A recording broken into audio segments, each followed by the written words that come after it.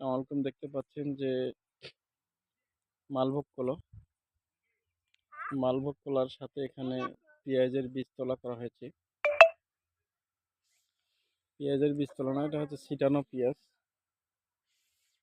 পেঁয়াজ হাতে কিছু গজিয়েছে, কিন্তু কলার গাছগুলো খুব মাশাআল্লাহ, সবগুলো খুব সুন্দর দেখাচ্ছে।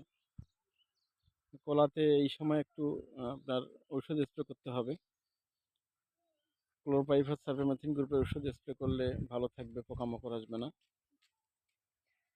এর সাথে ছত্রাকনাশক স্প্রে করতে পারেন। ছত্রাকনাশক স্প্রে করলে গাছগুলোও ঠিক থাকবে, ছত্রাক আক্রমণ করবে না।